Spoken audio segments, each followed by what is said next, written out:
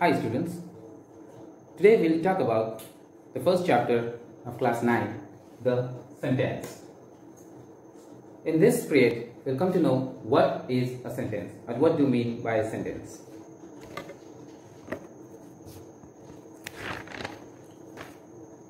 Signs and gestures give us certain feelings, emotions, but they cannot convey it absolutely.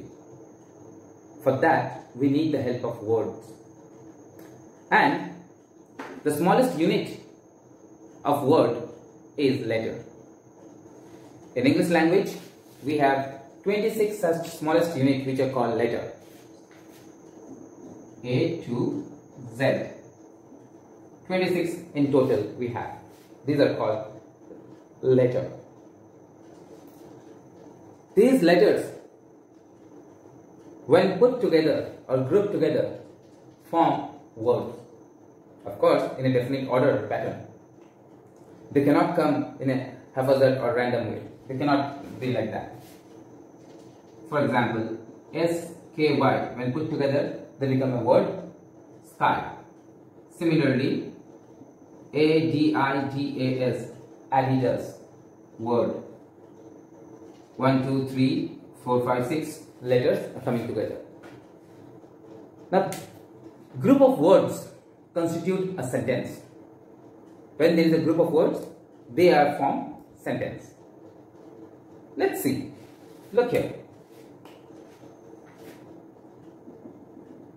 A cat mat sat on. This is a group of words. Of course, it is a group of words. Group of words. So many words are grouped together. But is it a sentence? The answer is simply no. It's not a sentence. Now why? Why it's not a sentence? That is the main point.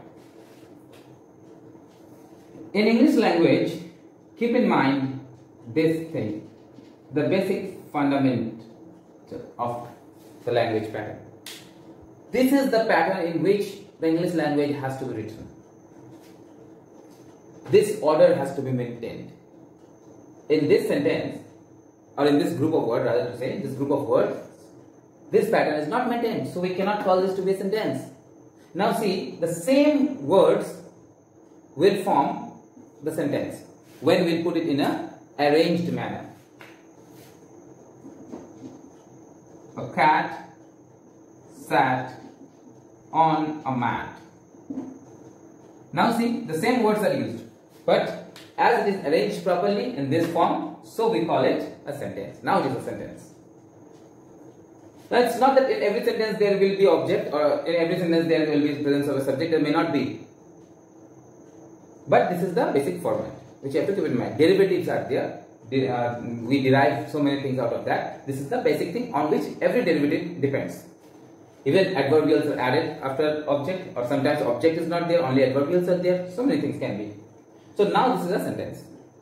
Now, let's see, take another instance.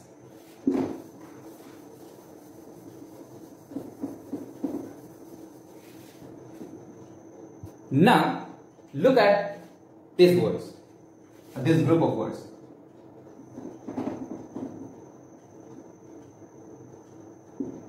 At sunrise, in the evening, that he is a thief. Look at this group of words. These are also group of words, but are they sentence? No. Why? This group of words are giving out meaning.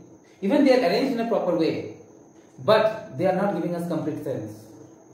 And say, the completeness is lacking. The presence in many sentences, the subject and the verb is not there. In some sentences, subject is there, verb is also there, a verb is there, a subject is there, but still it is incomplete. Still the meaning is incomplete when you read it. That he is a thief.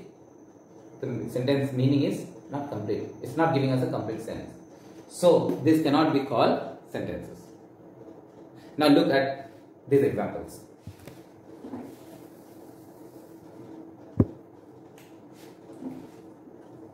She has two brothers. The road is under repair. Now see these sentences. In these sentences, we can find everything.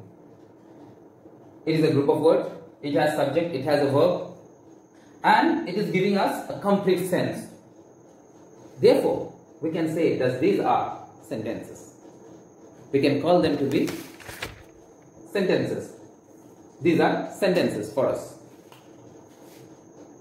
Let's see what they are giving us. Number one, what we are getting?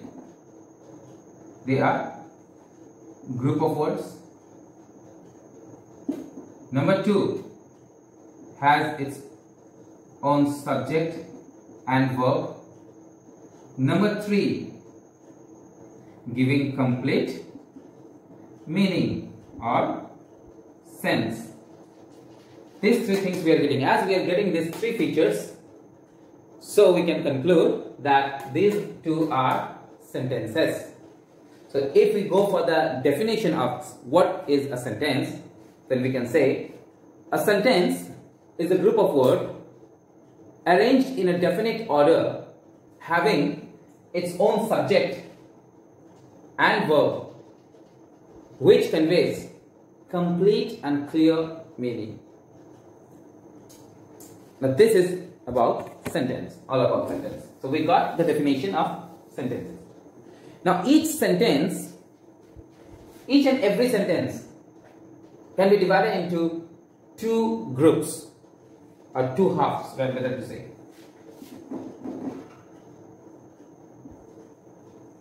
Sentence. Every sentence has these two parts. One is called subject, another is predicate. Subject and predicate. Now what is subject and what is a predicate? Subject is a word about whom or about which something is said in a sentence. I am repeating it. Subject is a word about which or about whom something is said in a sentence.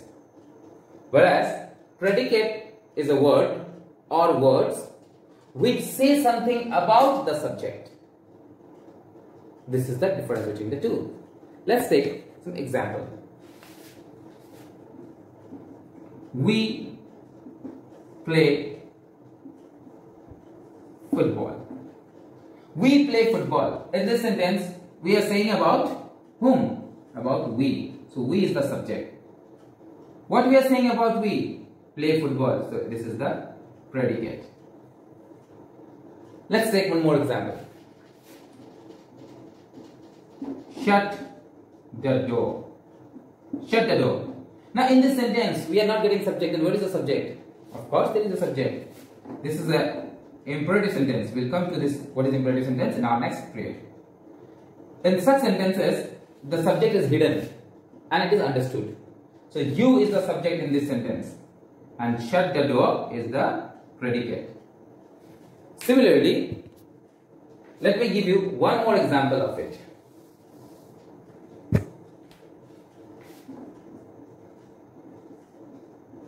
The grey old fox is too cunning. In this sentence, the grey old fox, this group of words totally together constitute subject. So we can say that subject is not always a single word. It can be a group of words also. And is too cunning is the predicate of this sentence. So this is all about sentence in our first period. Thank you very much.